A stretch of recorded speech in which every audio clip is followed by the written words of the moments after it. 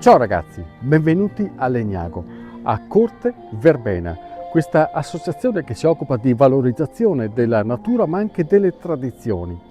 E infatti in questo periodo ha allestito un presepe molto particolare in cui non c'è soltanto il tributo, l'omaggio alla Sacra Famiglia, ma soprattutto c'è un tuffo nel passato, un passato che significa andare indietro nel tempo di qualche decennio, ma addirittura di qualche secolo, alla scoperta delle nostre radici, delle radici di questa terra.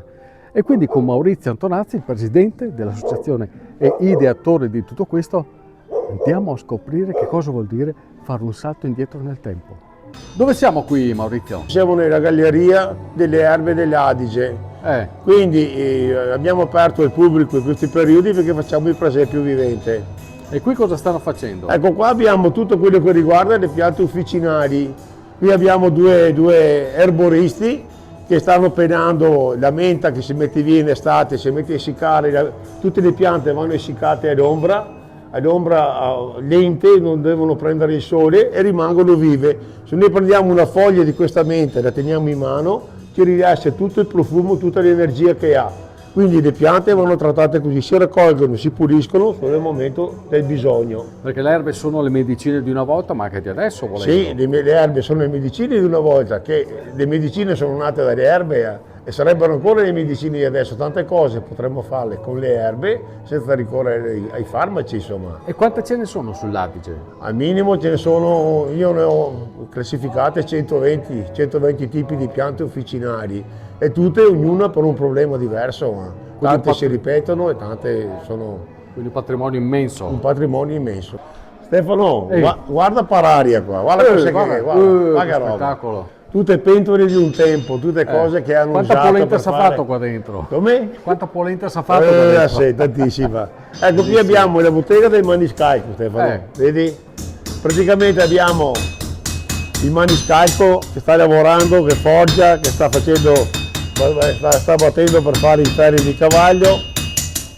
Abbiamo un altro personaggio là che tira, che aggiusta il cuoio per le funi del cavallo, quindi sta lavorando per sistemare tutto quanto il lavoro. Abbiamo un caresse fermo. Qui c'è una memoria antica? Sì. Perché rispolverarla? Perché diciamo sono cose che non devono andare dimenticate, sono cose del nostro passato, c'è l'Italia qua, c'è quelli che hanno costruito l'Italia. Che nesso c'è tra un presepe e i mestieri antichi? Allora, perché proprio nel presepe? Perché fa parte San Giuseppe a Ruffalegname, cioè i pastori c'erano, cioè tutti i lavori antichi, cioè si facevano i sandali una volta, i sandali con legno di salice o di legno, cioè fa parte sempre. Abbiamo vissuto 2000 anni in un sistema e poi in un momento è arrivato il progresso e ci siamo dimenticati di tutto, ma hanno fatto tantissimi anni in quel sistema lì. Adesso Stefano ti porto nel cuore del presepio vivente e di quello che ho realizzato, cioè il nostro museo della civiltà contadina. Che bello, che roba! Guarda che roba, guarda cosa c'è qua, guarda tutto cosa c'è. E quanto ci hai messo a costruirlo? 3-4 anni di raccolta. Raccolta da dove? Chi è che ti ha dato queste cose? Allora ho sparso le voci e tutte le persone del posto che magari avevano degli oggetti anche un po' di valore mi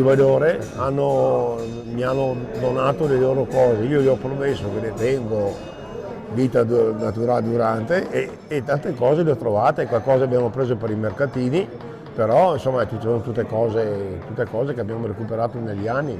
Là abbiamo, vedi, il falegname, sta facendo i lavori di una volta, che sta costruendo una vaschetta per fare da mangiare agli animali.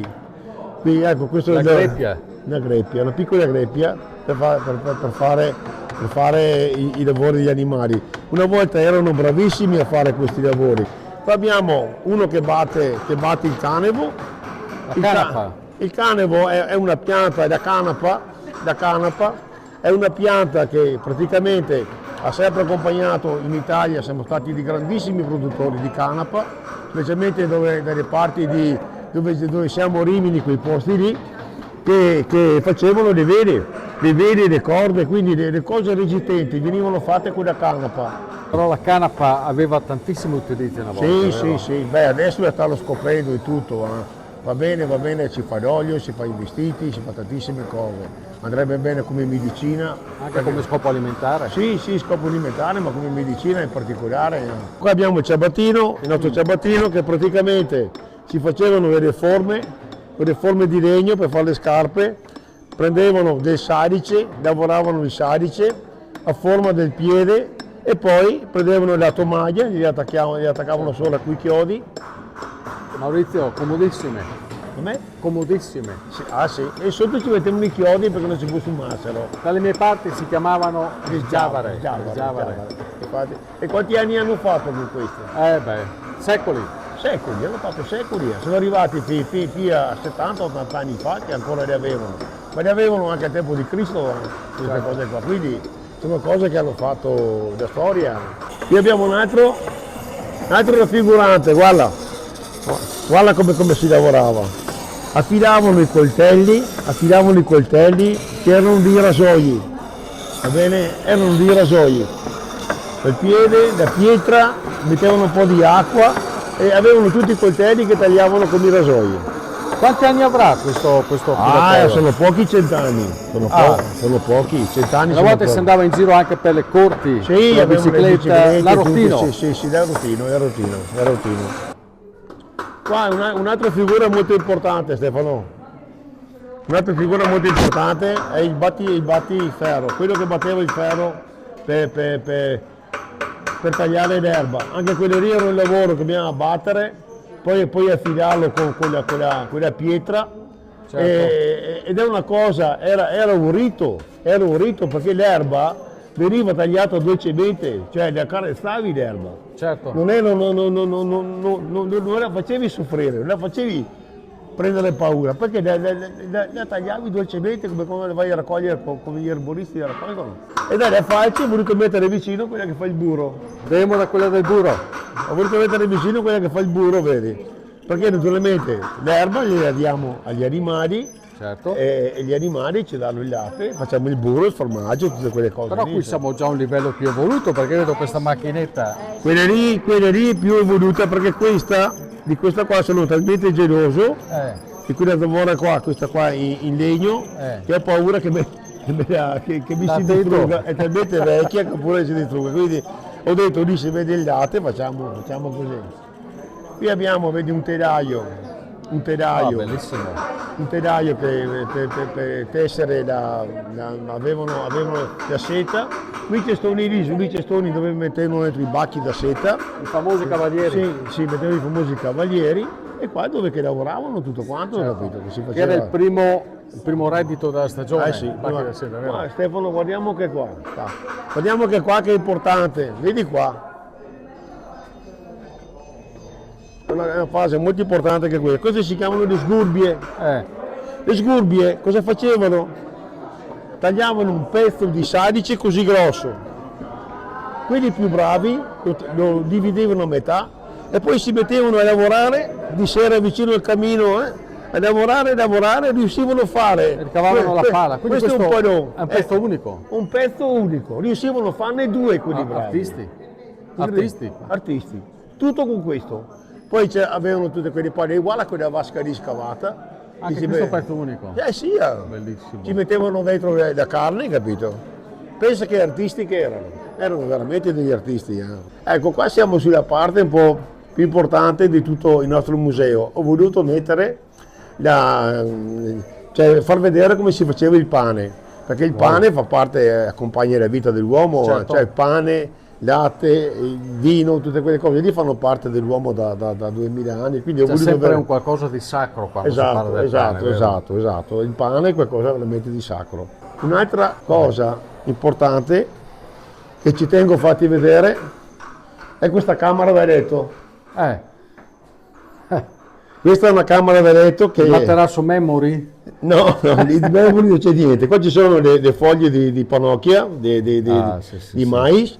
Praticamente questo si chiama il coso, come si chiama? Il paillon. Il paillon, bravo, grazie. Il paillon, e avevano 2 cavalletti, ci mettevano le asse, che ci mettevano dei chiodi, e sopra ci mettevano il paglione, lo riempivano di fogli e ogni giorno lo dovevano risistemare per alzarlo così. Ogni modo, quando si andava a letto, dopo un attimo si affondava. Quelli che hanno dormito sul paglione mi raccontano che di bello c'era il profumo. Il profumo del mais, che sentiva il profumo, però erano talmente stanchi che avrebbero dormito anche per terra, poverini.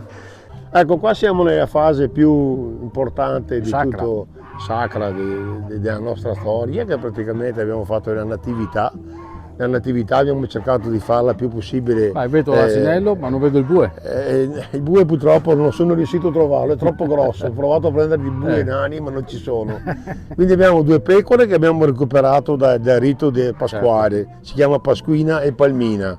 Poi abbiamo un asinello che anche lui l'abbiamo preso, che è un'asinella buonissima, si chiama Bianca, è quella qua, che è bravissima. Naturalmente abbiamo San Giuseppe. Certo. E la Madonna con i suoi attrezzi dietro, vedi? Sono anche questi animali che hai recuperato? Sì, sì. Beh, questo diciamo che hanno voluto darmela perché sanno come tengo gli animali. A parte questa, sono tutti animali recuperati, salvati. Là abbiamo le oche, le classiche oche. Ecco, recuperati da dove? Allora, le oche hanno 15 anni e vengono da uno che aveva il fotovoltaico che è andato in fallimento. Quindi ce n'erano 35. Le ho recuperate, le ho portate qua e continuo a mantenerle, continuo a mantenerle queste oche. Da 15 anni? Stavano morendo, 15 anni, le oche hanno una vita lunghissima, vivono fino a 30-35 anni. Però. Quindi anche l'asinello ha una vita che dura di 30-35 anni. Dovrò lasciare un lascito perché devo sempre tenermi di soldi in più in conto corrente per loro. Capito?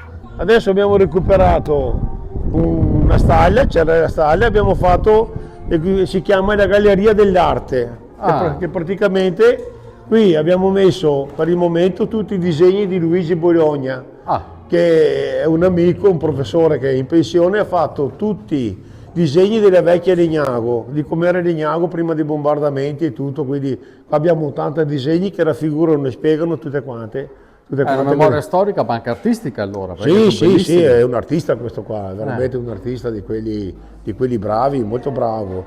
Maurizio, qual è il significato di tutto questo, di tutto quello che ha messo in piedi? Prima di tutto salvaguardare la nostra storia, non dimenticare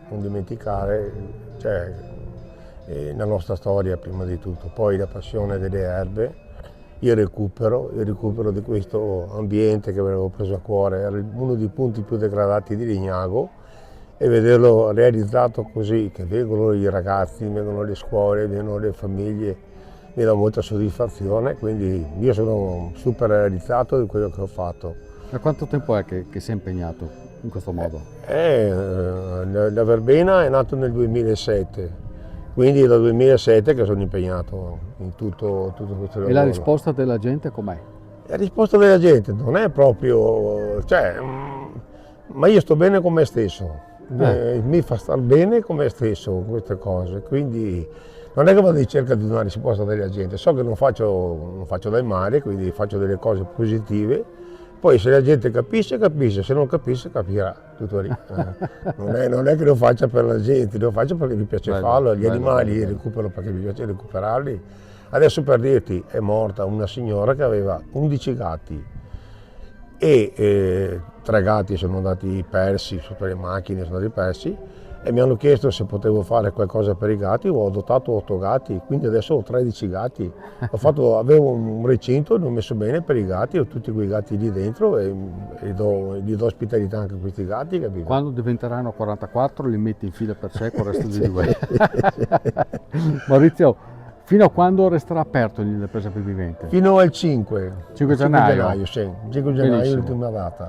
Avete preso nota ragazzi, se volete vedere qualcosa di particolare, apparentemente insolito, ma che in realtà appartiene alla nostra storia, fate un salto qui alla Verbena a Legnago, perché vedrete tutto quello che vi ho fatto vedere ora e in più parlerete direttamente con Maurizio, che è un pozzo. E ho dovuto concentrare in 10 minuti, ma se che te avevo 10 ore, l'era ancora poco. Ciao ragazzi, e buon Natale e buone feste. Grazie, buone feste.